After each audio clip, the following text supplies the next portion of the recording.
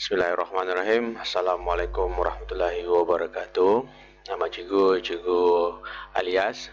Cikgu akan membimbing para pelajar sekalian dalam subjek matematik, yang subjek ini sebenarnya sesuai untuk dijadikan sebagai bahan ulang kaji untuk para pelajar SPM dan juga para pelajar yang baru dalam tingkatan 4. Baik, jadi untuk pelajaran ni seminggu akan ada 4 modul, dan setiap modul akan ada 3 bahagian. Jadi dalam satu video akan ada lebih kurang 15 minit dan juga akan menerangkan beberapa soalan.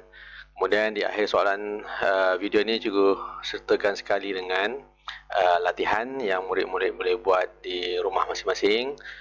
Kemudian bila dah siap boleh ambil gambar, kemudian WhatsApp lah ke nombor yang tertera di bawah tu.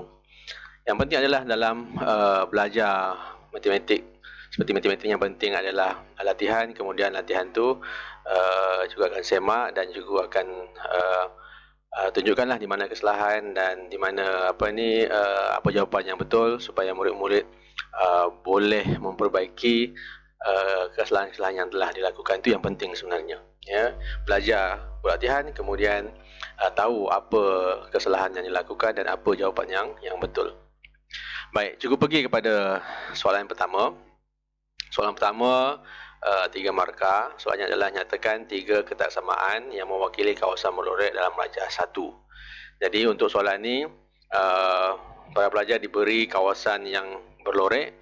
Kemudian pelajar-pelajar diminta untuk menyatakan apakah 3 ketaksamaan yang mewakili kawasan berlorek ni. Baik, jadi kalau pelajar-pelajar perhatikan, dalam ni ada 3 garisan. Ni garisan paksi Y. Okey, kemudian ni garis linear yang bersambung, kemudian juga garis linear yang putus-putus. So jadi kita perlu nyatakan apakah 3 ketaksamaan yang diwakili oleh 3 garis ni. Baik, kita pergi yang pertama. Ini yang pertama, Y sama dengan X. Ini adalah garisan Y sama dengan X. Kenapa Y sama dengan X? Kalau perasan, nampak ni 1, 1. Nilai X1, nilai Y1. Okey, nilai Y2, nilai X2, nilai Y2. Okey, nilai X4, nilai Y pun 4. Sebab itulah garisan ni adalah Y sama dengan X. Dan kawasan melorek itu berada di belah atas. Jadi sebab itulah, dan inilah garisan bersambung, maka Y lebih besar atau sama dengan X. Baik, itu ketaksamaan yang pertama. Kemudian ketaksamaan yang kedua, kita lihat garis ni, garis putus-putus. Garis linear yang putus-putus. Persoalan sekarang ni, apakah persamaan garis ni? Jadi kita perlu cari pula apakah persamaan garis ni. Jadi untuk garis lurus, dia punya persamaan umumnya adalah Y mx plus C.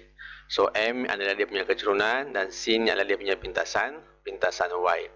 Jadi langkah pertama, kita perlu cari berapakah dia punya M, berapakah dia punya kecurunan. Jadi untuk cari kecurunan, kita perlukan 2 titik. Jadi sebenarnya daripada garis ni, para pelajar dah boleh dapat 2 titik. Ini titik yang pertama. Titik pertama ni adalah X4, Y0.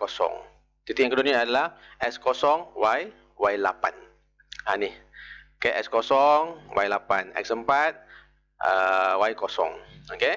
Jadi kita gunakan 2 titik ni untuk mencari berapakah dia punya kecurunan.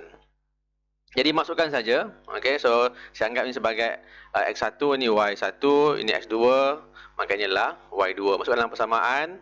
0 tolak 8 bahagi dengan 4 tolak 0. Okey, kita akan dapat negatif 2. Maka dia punya M itu adalah negatif 2. Seterusnya C. C ni apa? C ni adalah sebenarnya pintasan Y. Pintasan Y tak perlu kira ada dalam ni. So inilah pintasan Y sebenarnya. Ini adalah pintasan X. Jadi kita boleh terus ambil sini, pintasan Y-nya adalah 8. Jadi kita masukkan dalam persamaan. Okay, Y sama dengan negatif 2X tambah 8. Dan lihat dia punya ketaksamaan, dia punya kawasan pelorek, dia berada di bawah. Maksud lebih kecil, dan inilah garis-garis putus, sebab itulah lebih kecil sahaja. Okay, Y lebih kecil, negatif 2X tambah dengan 8. Baik, kemudian ketaksamaan yang ketiga, Yang ni pada paksi Y. Okey, pada paksi Y kawasan bola tu berada dekat belah ni, belah kanan.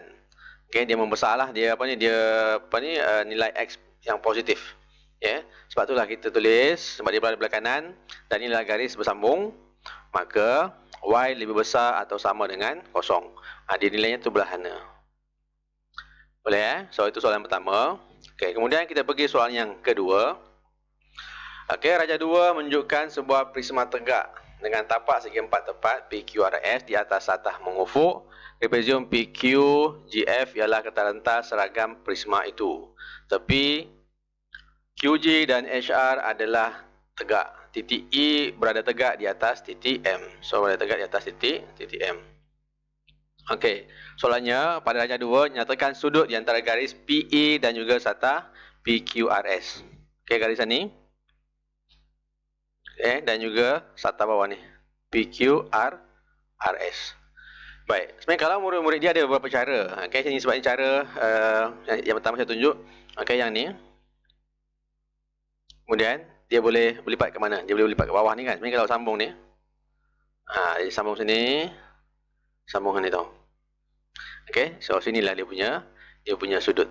Saya tunjuk. Ni. Garisan sini. Okey. Ini sambung ke bawah ni. Di sini ada 90 darjah. Jadi sebenarnya dia punya jawapan tu adalah sudutnya adalah MPE, sama ada MPE ataupun boleh jawab EPM. Dua-dua boleh. Okey, dua-dua boleh. So ini dia punya sudut. Kemudian yang soalan nombor 2 B, seterusnya hitung sudut di antara garis PE dan juga satah PQRS. Jadi soalan nombor 2 diminta kita untuk mencari sudut sini. Sebab tu penting sebenarnya soalan A ni. Jadi murid-murid kena pastikan jawapan A ni betul. Sebab kalau jawapan A ni salah, maka kita akan membuat jalan kerja B tu pun akan salah, ya. Baik. So kita dah tahu sudut mana nak cari, sudut sini. Okey. Kemudian apa maklumat yang kita ada? Sebenarnya kita ada maklumat ni tinggi ni. Kita tahu berapakah panjang EM, sebab 7. Kenapa 7? Sebab sini pun 7. Okey, kemudian sini kita tak tahu. Sini pun kita tak tahu. So kita hanya tahu panjang garis bertentangan sahaja. Okey, bersebelahan kita tak tahu. Okey, dan juga hypotenuse kita tak tahu. Okey, mana yang lebih mudah? Sebenarnya yang lebih mudah kalau kita cari yang ni. Sebab kita dah cukup, ada maklumat yang cukup. Sini 8 dan sini berapa? Sini adalah 10 tolak dengan 4. Ni 6. Sini 6, sini 4. So untuk dapatkan panjang MP, MP-nya adalah hypotenuse, maka kita guna rumus inilah teorem Pythagoras. MP sama dengan 6 kuasa 2 campur dengan 8 kuasa 2, dapat jawapan 100, punca kuasa 2, murid-murid akan dapat 10. Jadi panjang MP ni adalah 10. So sini 10, sini 7. Jadi kita boleh dah dapatkan menggunakan tangent. Kenapa? Sebab ini adalah sudut bertentangan, so ini adalah sudut bersebelahan. Okey, kita guna tangent. Bila nak dapatkan sudut, apa yang murid-murid perlu buat? Pergi dekat kalkulator tu, tekan shift, ambil yang inverse tangent, inverse tan ni. Okey, inverse tan ni. Kemudian bila tekan kalkulator, tekan shift tan ni, inverse tan ni, kemudian buat bracket. Ini selalu kalau murid selibat, dia tekan tan 7 bahagi dengan 10. Kerana jawapan tak betul. Okey, tekan tan inverse ni, kemudian buat bracket 7 bahagi 10, buat bracket lagi, baru tekan sama dengan. Okey, murid-murid akan dapat jawapan 35 darjah. Baik, soalan yang ketiga, kita dah selesaikan berapa? 2 soalan dan membawa 6 markah. Okey, pertama 3 markah, soalan yang kedua 3 markah dan soalan yang ketiga 4 markah. Jadi total semua adalah dalam 10 markah lah. Ini soalan ni saya ambil daripada soalan-soalan percubaan tahun-tahun lepas, ya. Jadi bila murid-murid dah biasa buat soalan-soalan percubaan tahun lepas, jadi saya tak langsung murid-murid sebenarnya dah para pelajar semuanya dah membiasakan diri untuk membuat soalan-soalan sebenar dalam SPM lah, ya. Baik. Raja 3 menunjukkan sebuah segi 4 tepat ABCD. E ialah titik tengah AB. So titik tengah bermaksud titik tengah sini 4, sini 4. Itu maklumat yang kita ada.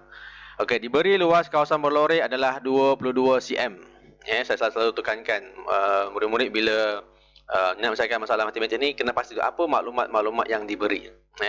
So diberi bahawa ni kawasan pelorot ni adalah 22 cm. So cari nilai-nilai X. Jadi untuk dapat kawasan pelorot ni, luas segi empat tepat ni semua sekali ni kita tolak dengan luas segitiga, kita tolak dengan luas segi empat yang kecil ni, segi empat tepat yang kecil ni, maka kita dapatlah apa ni kawasan yang berlorek. Jadi dia punya idea, luas segi empat tepat ABCD yang besar ni tolak dengan luas segitiga, tolak dengan luas segi empat tepat BE ni sebab dia ada BE ni. Okey, jawapannya adalah 22 cm. So mari kita masukkan luas panjang kali lebar. Okey, jadi apa? 8 kali dengan 2x tambah 1. Tolak dengan luas segitiga ni 1/2. Tolak panjang kali lebar juga 2x darab dengan 2x campur 1. Tolak dengan tadi sini berapa? Ini 4 kan? Sini 4, sini x. Jadi tolak 4 darab dengan x sama dengan 22. Okey, selesaikan seperti biasa, kita kembangkan 8 darab dengan 2x, 8 kali 1 dapat 16x tambah dengan 8. Okey, 2 ni sebenarnya, 2 ni kita boleh potong. Potong 2 ni, potong 2, so tinggal negatif x. Jadi negatif x darab dengan 2x, dapatlah negatif 2x kuasa 2, negatif x darab dengan 1, negatif x. Kemudian negatif 4 darab dengan x, negatif 4x. So ini jawapannya. Kita susun semua, bawa semua ke belah kiri. Jadi 22 ni akan jadi negatif. Kemudian kita susun, ini boleh selesaikan 16x tolak negatif 4 tolak negatif x. So awak murid-murid akan dapat 11x. Okey, oleh kerana sini negatif, cuba nak positifkan semua. Jadi ini cuba nak positifkan, jadi semua ni cuba darab dengan negatif. Jadi yang negatif jadi positif, positif jadi negatif. Dapatlah ni. Jadi untuk menyelesaikan, jadi dua cara sebenarnya. Murid-murid boleh gunakan kalkulator dan juga sebenarnya boleh menggunakan cara manual. Saya galakkan murid-murid gunakan kalkulator lah sebab sekarang ni dah dibenarkan guna kalkulator. Kalkulator saintifik tu lebih cepat. Kalau nak gunakan cara manual ni perlukan banyak latihan lah. Ini cara manual. Okay, kita fikirkan apakah nombor yang bila didarab dapat 2x kuasa 2 ni, try and error. Okay, kena tukar-tukar sampai dapat memenuhi semula persamaan ni.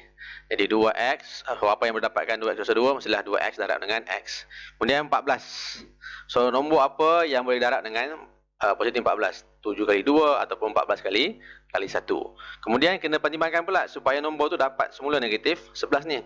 Kalau kita gunakan 14 kali 1, dapat tak semula negatif 11 ni? Sebenarnya tak susah, tak dapat. Sebab itulah yang kekal tu adalah negatif 7, okay, negatif 2. Jadi 2x kali x dapat 2x kuasa 2, 2x kali dengan negatif 2, negatif 4x, x kali dengan negatif 7, negatif 7x, jadi negatif 4x, negatif 7x, negatif 11x.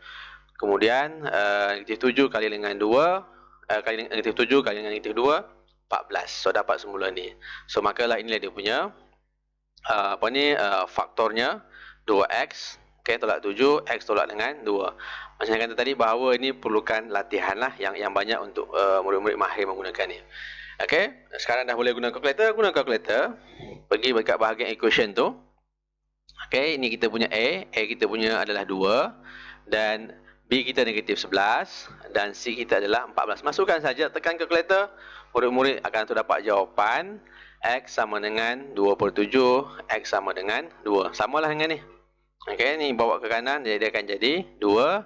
Ini bawa ke kanan negatif 7, kemudian ni darab bagi jadi 7/2. Boleh ya? Okey, itu saja untuk 3 latihan untuk sesi modul 1 bahagian 1 ni. Dan di bawah ni cikgu ada sediakan 3 latihan. Latihan yang hampir sama sebenarnya dengan soalan-soalan di atas.